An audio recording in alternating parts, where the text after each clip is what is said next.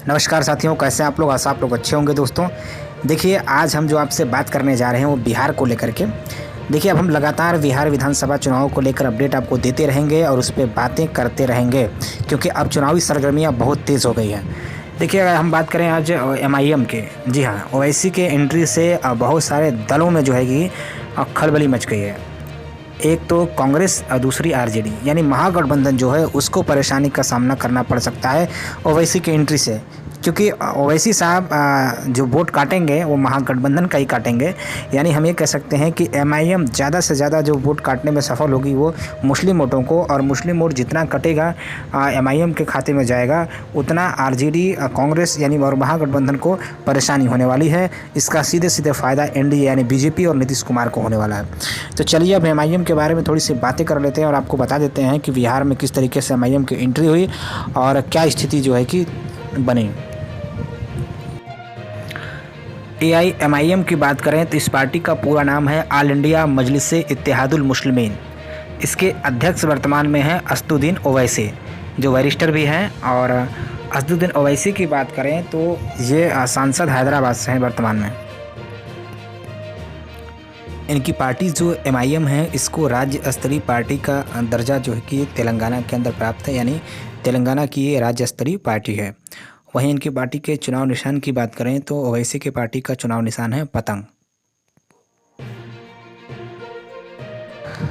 चलिए अब हम आपको बता दें कि एमआईएम जो पार्टी है उसके पास कौन से राज्य में कितनी विधानसभा की सीटें हैं, साथ ही साथ लोकसभा की कितनी सीटें हैं।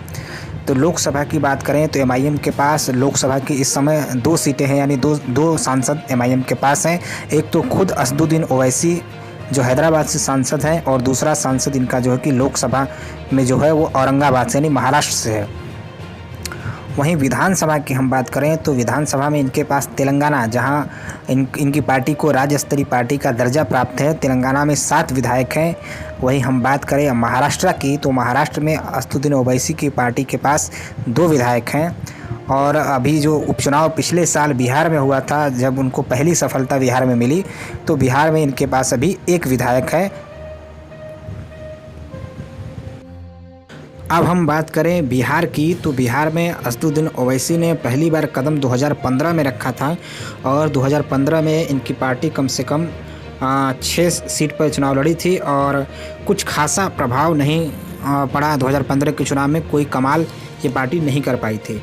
लेकिन अगर आज के डेट में मौजूदा हालत में बात करें तो पिछले साल जो है कि बिहार के अंदर जब से जो है कि लोकसभा के अंदर अच्छा खासा वोट जो है किशनगंज में प्राप्त किया, और साथ ही साथ विधानसभा की सीट जो है कि किशनगंज की जब जीत लिया जो है कि एमआईएम ने, तब से एमआईएम और उसके कार्यकर्ताओं के जो कि हौसले काफ़ी बुलंद हैं, और वो अब जो है कि बिहार के सभी सीटों पर लड़ने की तैयारी कर रहे हैं।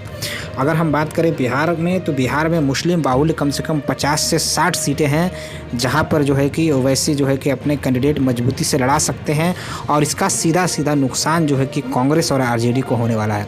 यानी एमआईएम 50 से 60 सीट ऐसी है जो मुस्लिम बाहुल्य, उस पर मजबूती से काम करने के लिए जो है कि तैयारी कर रही है, मजबूती से चुनाव लड़ने के लिए। वहीं इनकी पूरी कोशिश है सभी सीटों पर चुनाव लड़ने की। अगर हम बात करें लोकसभा के चुनाव 2019 में जो हुए थे किशनगंज के अंदर, जहां से एमआईएम को मजबूती मिली है। देखिए, किशनगंज में जो है कि आरजेडी का जो है कि 2 बार सांसद रहा है, और 9 बार कांग्रेस का। किशनगंज कांग्रेस का गढ़ रहा है, लेकिन ये कांग्रेस के हाथ से अब निकलता हुआ नजर आ रहा है।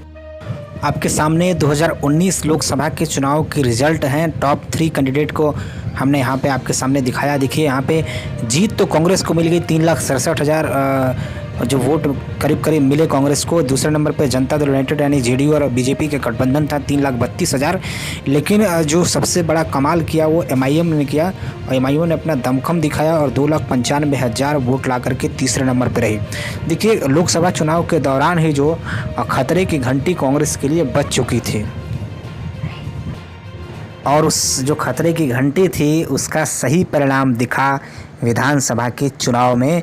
जब विधानसभा का उपचुनाव हुआ उपचुनाव में जो कांग्रेस की अपनी गढ़ मानी जाती थी, जो सीट कांग्रेस हमेशा से लगातार जीतती आ रही थी, उस पे एमआईएम ने जीत हासिल की। करीब 70,000 वोट मिला। दूसरे स्थान पर बीजेपी रही और कांग्रेस को इतना बड़ा नुकसान हुआ कि कांग्रेस तीसरे स्थान पर चली गई।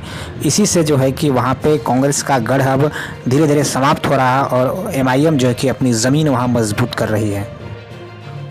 एमआईएम के एंट्री से जो सबसे ज़्यादा नुकसान हो सकता है वो आरजेडी को हो सकता है, क्योंकि मुस्लिम वोटरों की पहली पसंद हमेशा से लालू प्रसाद यादव और आरजेडी ही रही है। हालांकि बहुत ज़्यादा इससे प्रभाव नहीं पड़ने वाला है, फिर भी कुछ सीटों पर आरजेडी को इसका नुकसान सीधे सीधे उठाना पड़ सकता है। एमआईएम ने फ़िलहाल अपने 32 उम्मीदवारों की घोषणा कर दी है और ज़्यादातर लिस्ट को देखा जाए तो मुस्लिम बाहुल्य विधानसभा सीटों को ही एमआईएम ने टारगेट किया है और उन्हीं पर अपने उम्मीदवारों की भी घोषणा की है। चलिए फिर और भी जो भी खबर होगी बिहार से रिलेटेड हम आपको देते रहेंगे। मिलते हैं आपसे नेक्स्ट वीडियो में, तब तक के लिए धन्यवाद।